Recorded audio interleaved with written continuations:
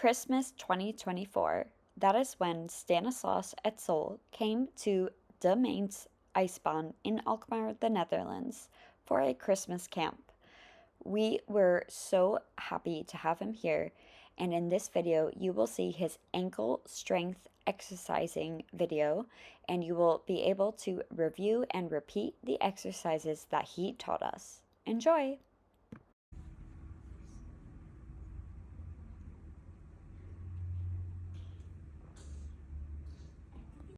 I'm gonna try not to die. And same thing, support under.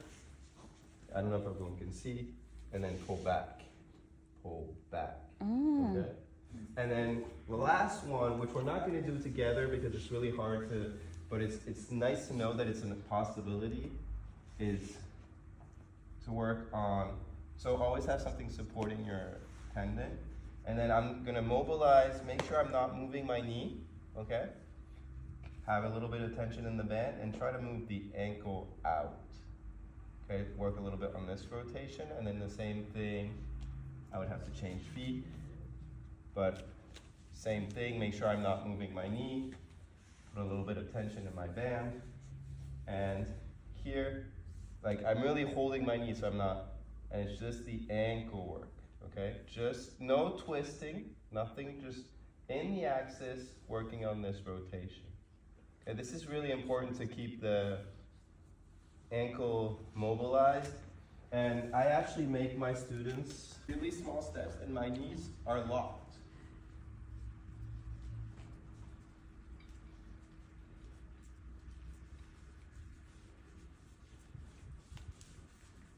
Yeah. It hurts for you. So the idea engaged and our hips under our shoulders, really small baby steps. The idea is not to go fast, the idea is to do it right. I hope you behave it. It's a hard part. Down and then rise up on 2 feet. So I've done concentric and eccentric together. Okay, this is a little bit for the older people, but and this type of workout, which has been the Russians, the Soviets actually found this workout back in the 70s for track and field. It's been later proven that it increases your muscle temperature by 1.6 degrees if it's done well. 1.6 degrees is about, on track and field, because this is what they were studying on, is about a 10 to 15% gain in performance. Just because the muscle temperature is warmer. So when you warm up, yes, you have to warm up your heart, it has to be ready to pump blood, but the blood also already has to be in your muscles. So you're gonna work with concentric and eccentric phases. You're gonna analyze what body movements you need, what muscles you need. So I know I need to use my quadriceps when I skate. I also know I need to use my hamstrings. So I'm gonna work those for a concentric and eccentric phase. I'll just show you here. So I'm gonna resist with my heel, okay? And I'm gonna bring my leg back, concentric phase. So I'm gonna do 6 of this. So this is the leg that's working. My left leg is working right now, and I'm bringing it back. Okay? So that's my 6 concentric. 3, 4, 5, 6. And then I'm gonna do the opposite. I'm gonna resist while I'm pushing. Okay? So my left leg is resisting. 1, 2, 3, 5. Yes, I'll just do it. I'm just showing you once, and I'll do it once so that we feel it. Okay?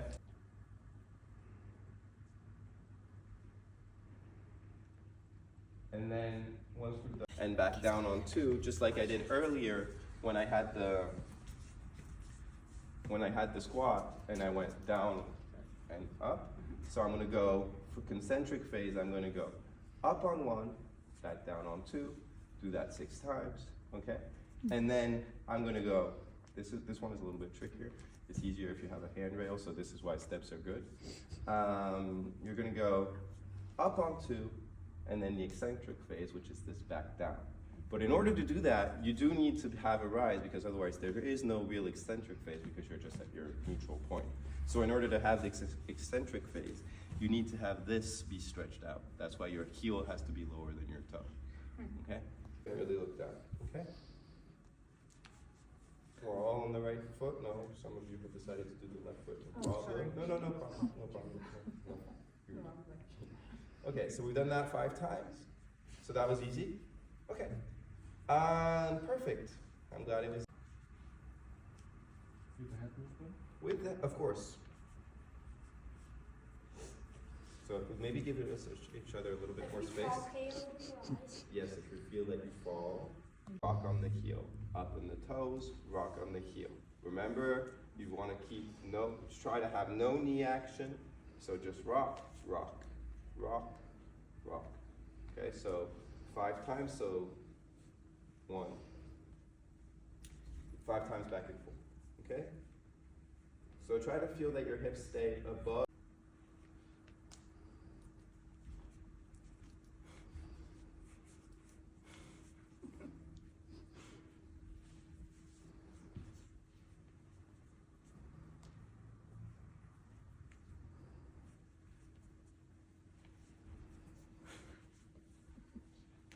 I'm going to ask my students to do that one next.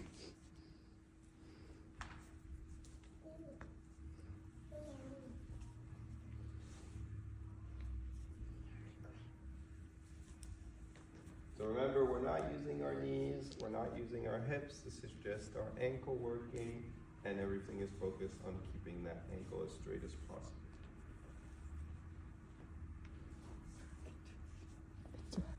Down and up motion, and our leg does stretch back. Because it's really like, basically you're just, you imagine that this is your axis and your body just moves around this axis, okay? So you go down and up and you keep the balance. You don't put your foot back down, of course, and rise up, and then we do that 5 times. And nothing else moves, that's the idea. So for some of you, this might actually be easier because this is like the type of work that you're used to doing in terms of spirals. Mm-hmm. This is something most skaters are pretty good at, actually. And so we do have real skaters. On the Swiss ball, I need the higher. And so I'm gonna be in this position, okay? And I'm gonna be sliding out, but I have to keep my hips up, okay? Because I have to keep my hips in alignment. So I'm gonna work on my body alignment. It's gonna pull on the hamstring a little bit, so warm up the hamstring first. So I'm gonna be in my Swiss ball, which is gonna be slightly unstable. I'm gonna have my eyes closed, so I'm not using any visual information, and my inner ear is useless because I'm lying down. And my goal, and it is best to film this if you're doing this alone, is to keep your hips in alignment so that I never have this or this, okay? Just neutral hips. And this way, hopefully, I'll be able to engage later. See, my hips just dropped, I felt it. I'll be able to feel when my hips are